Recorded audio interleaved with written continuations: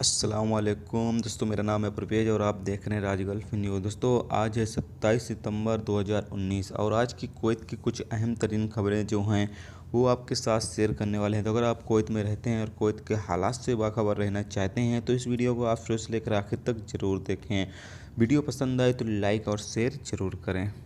की पहली खबर यह है कि कुवैत के वकील अब्दुल्ला मरजूक अल रशीद ने कल सिविल सर्विस कम्युनिकेशन को सरकारी इदारों में काम करने वाले तमाम गैर मुल्कियों के कॉन्ट्रैक्ट को ख़त्म करने और उन्हें कुवैती से बदलने के लिए मजबूर करने के लिए मामला दायर किया है, खासकर जब से कई कुवैती वकील बेरोजगार हैं। रशीद का कहना है कि लगभग 30,000 कुवैती सरकार के लिए कानून की डिग्री का काम करते हैं और 6,000 दूसरे निजी एरिया के लिए काम करते हैं।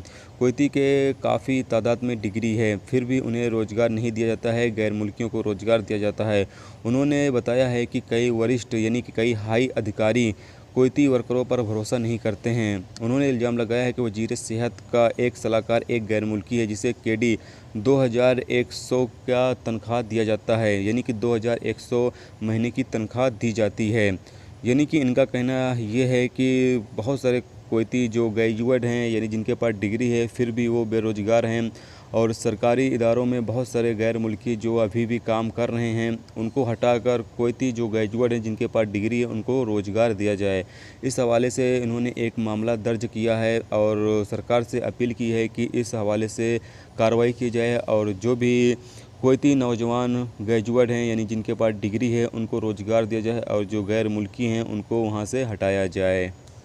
दोस्तों, अगली खबर यह है कि कुवैत हावली म्यूनसिपालिटी ब्रांच के डायरेक्टर अहमद अल हिजाम ने कहा है कि म्यूनसिपालिटी बिना किसी मनमुटाव के सभी पर यह कानून लागू करती है। किसी को भी सरकारी प्रॉपर्टी पर खिलाफ वर्जी करने की इजाज़त नहीं दी जाएगी। अल्लाह रिपोर्ट के मुताबिक अल हिजाम ने कहा है कि ज़्यादातर खिलाफ वर्जी करने वाले मशहूर कैफ़े के मालिक हैं, जबकि कुछ मालिकों ने सम्मान दिखाया और कानून को फॉलो किया है और जो ज़रूरी था। दूसरों ने यह माना है कि ये कानून सिर्फ कागज़ के टुकड़े पर लिखा जाता है।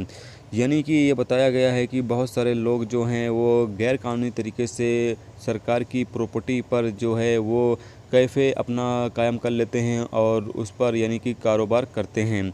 तो यहाँ पर ये बताया गया है कि अगर अब कोई भी शख्स सरकारी प्रॉपर्टी पर किसी भी गैर कानूनी तरीके से काम करता है तो उसके खिलाफ़ सख्त कार्रवाई की जाएगी। और साथ में ये भी बताया गया है कि जो लोग सड़कों के किनारे कैफ़े यानी खोलते हैं और वो यानी कि कानून की खिलाफ वर्जी करते हैं, क्योंकि सड़क के किनारे जो है वो उनकी खुद की प्रॉपर्टी नहीं होती है, कानून की प्रॉपर्टी होती है, यानी कि सरकार की प्रॉपर्टी होती है। तो ऐसे में अगर सरकार की प्रॉपर्टी पर कोई भी इंसान कब्जा करता है या फिर उस पर दुकान या कैफ़े वगैरह खोलता है तो ये कानून की खिलाफ वर्जी है और इसके खिलाफ़ एक मुहिम शुरू किया गया है और बहुत ही जल्द इन तमाम अफराद के खिलाफ़ कार्रवाई की जाएगी जो इस तरह के काम करते हैं।